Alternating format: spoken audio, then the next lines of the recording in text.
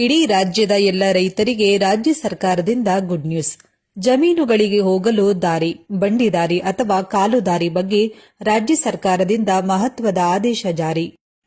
ಖಾಸಗಿ ವ್ಯಕ್ತಿಗಳ ಜಮೀನುಗಳಲ್ಲಿ ಜಾರಿಯ ಕುರಿತಾಗಿ ರಾಜ್ಯ ಸರ್ಕಾರದಿಂದ ಇದೇ ಮೊದಲ ಬಾರಿಗೆ ಮಹತ್ವದ ಆದೇಶ ಇಡೀ ರಾಜ್ಯಾದ್ಯಂತ ಜಾರಿಗೊಳಿಸಲಾಗಿದೆ.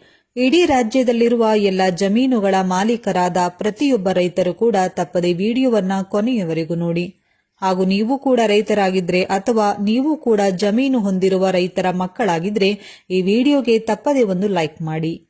ರೈತರು ವ್ಯವಸಾಯದ ಉದ್ದೇಶಗಳಿಗಾಗಿ ತಿರುಗಾಡಲು ಬಳಸುವ ಖಾಸಗಿ ಜಮೀನುಗಳಲ್ಲಿ ಕಾಲು ದಾರಿ, ಬಂಡಿ ದಾರಿ ಅಥವಾ ಸೌಲಭ್ಯ ಒದಗಿಸುವ ಸಲುವಾಗಿ ಕ್ರಮ ವಹಿಸುವ ಕುರಿತು ರಾಜ್ಯ ಸರ್ಕಾರ ಮಹತ್ವದ ಆದೇಶವನ್ನು ಹೊರಡಿಸಿದೆ.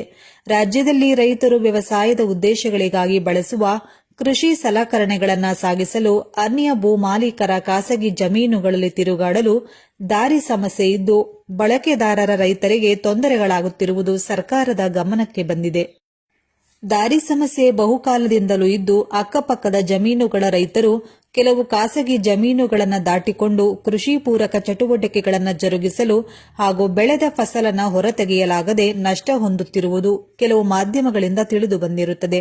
ಹಾಗೂ ಈ ಬಗ್ಗೆ ಸಾರ್ವಜನಿಕರಿಂದ ಮನವಿ ಅಥವಾ ದೂರುಗಳು ಸ್ವೀಕೃತವಾಗಿರುತ್ತದೆ. ಗ್ರಾಮ ನಕಾಶೆ